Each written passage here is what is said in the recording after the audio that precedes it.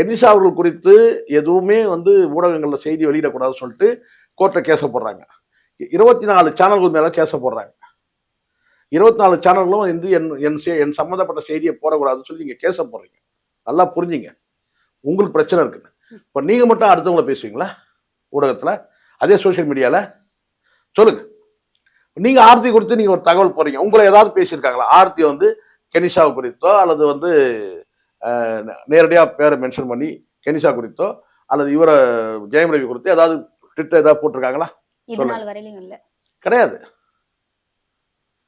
அவங்க நோட்டீஸ் கொடுத்துருக்காங்க. எங்களை பத்தி யாரும் வந்து எதுவும் செய்யக்கூடாது வந்து பல ஊடகங்களுக்கு வந்து அந்த டைம்லயே கொடுத்துருக்காங்க. 6 மாசத்துக்கு முன்னாடியே எந்த ஊடகங்களும் எங்களை பத்தி செய்தி வெளியிடக்கூடாதுன்னு அவங்க கொடுத்துருக்காங்க. உண்மை இது.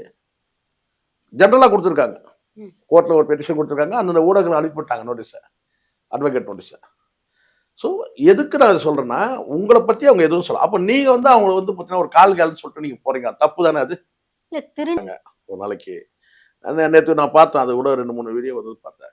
அதெல்லாம் நீங்க சைபர் புல்லிங்க. இங்க உங்க கதை வந்து பார்த்தீங்கன்னா ஊர் உலகத்துக்கு வந்துட்ட பிறகு 4 பேர் 4 விதமா பேசதாமா செய்வாங்க.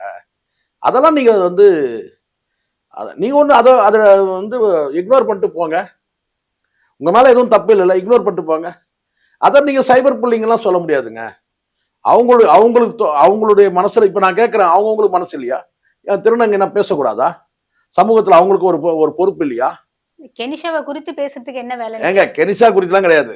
இங்க வந்து ஒரு பொதுவெளிக்கு ஒரு விஷயம் வருது, எல்லாம் தான் பேசுவான். பொதுவெளிக்கு வந்தா எல்லாம் தான் பேசுவான், யாரையும் விட மாட்டான். நீங்க வேற ஒண்ணு. காந்தராஜ் வந்து பாத்தீங்கன்னா வந்து அவருக்கு ஒரு ரோகிணி ஒரு நோட்டீஸ் அனுப்பிச்சாங்க, நடிகைக்கு குறித்து ஒரு அவதூறா பேசுறான்ட்டு. உடனே வந்து பாத்தீங்கன்னா போலீஸ் வந்து தேடுது, வந்து தலைமறைவாயிட்டாருன்னு இதே ஊடகமே, எந்த ஊடகம் போய் காந்தராஜ் போய் பேட்டி எடுக்குதோ அந்த ஊடகம்லாம் போடுறான். காந்தராஜ் தலைமறைன்னு போடுறான். அவர் வீட்டில் தான் இருக்காரு. அவர் வீட்டில் தான் இருந்தாரு. வீட்டில் உட்காந்து வடையும் மெது வடையும் வந்து பஜ்ஜியும் சாப்பிட்டுக்கிறாரு. அவர் தலைமறைவாயிட்டாருன்னு சொல்லிட்டு